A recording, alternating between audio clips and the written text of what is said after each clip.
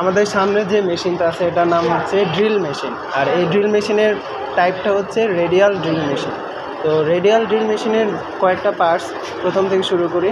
এই পুরাটা হচ্ছে কলামের এই পার্টটা হচ্ছে আমার কলামের এই পুরো বডিটা আপ অ্যান্ড ডাউন করার জন্য, এটা ঘোরালে আপ অ্যান্ড ডাউন হবে। আর এটা হচ্ছে গিয়ে আমাদের সেটা লক করার জন্য, মানে নির্দিষ্ট হাইটে রেখে ওই কলাম লক করার জন্য।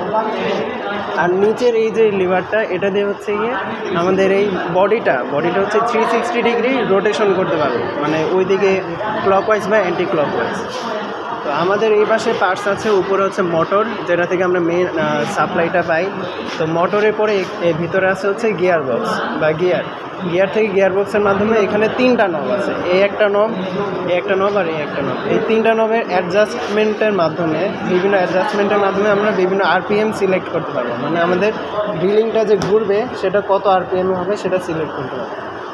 তো এই পার্টটার পুরাটার নাম হচ্ছে হেড। আর হেডের হচ্ছে এই পার্টটা, এই লিভারটা হচ্ছে গিয়ে হেড লক।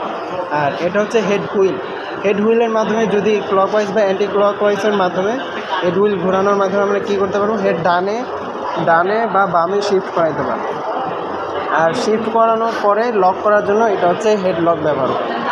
আর হেড লকের পরে আমাদের এখানে যে স্পিন্ডেল আছে, এই যে ভিতরে এই স্পিন্ডেলের মাধ্যমে হচ্ছে কি আমরা গিয়ার বক্স থেকে ট্রান্সমিশন নিয়ে এই ড্রিলিং যে জিনিসটা আছে এটা ঘোরাতে পারবে, ড্রিল করতে পারবে। তো আমাদের এখানে স্পিন্ডেলের নিচে আছে হচ্ছে ড্রিল চাকের সাথে হচ্ছে যেটা লাগানো আছে, যেটা ঘুরে আর কি ড্রিলটা হবে, সেটার নাম হচ্ছে ড্রিল চাক বিট। আর এই ড্রিল চাক বিটের 2টা প্রকারভেদ আছে, একটা হচ্ছে স্ট্রেট শ্যাং ড্রিল চাক বিট, আর একটা হচ্ছে ট্যাপার শ্যাং। এখন যেটা লাগানো আছে এটা হচ্ছে স্ট্রেট শ্যাং। আর এই ট্যাপার শ্যাং ড্রিল বিট দিয়ে কী করতে পারি, আমরা স্লিভের সাথে অ্যাটাচ করে ডিরেক্ট সরাসরি স্পিন্ডেলে অ্যাটাচ করতে পারি। মানে যেটা ট্যাপার শ্যাং বিট ওটা হচ্ছে স্লিভের সাথে অ্যাটাচ করে ডিরেক্ট আমরা স্পিন্ডেলে লাগাতে পারি। আর যেটা শুধু স্ট্রেট শ্যাং বিট সেটা হচ্ছে ড্রিল চাকের সাথে অ্যাটাচ করে তারপরে চাকটা হচ্ছে স্পিন্ডেলের সাথে অ্যাটাচ করে। আর এইখানে হচ্ছে ড্রিল চাকের সাথে বিটের যে খোলা বা বন্ধ করার জন্য আমরা যে কিটা ব্যবহার করব সেটা হচ্ছে ড্রিল চাক কি। এই কিটা ব্যবহার করে আমরা ড্রিল চাকের সাথে চাক বিট অ্যাটাচ করতে পারবো।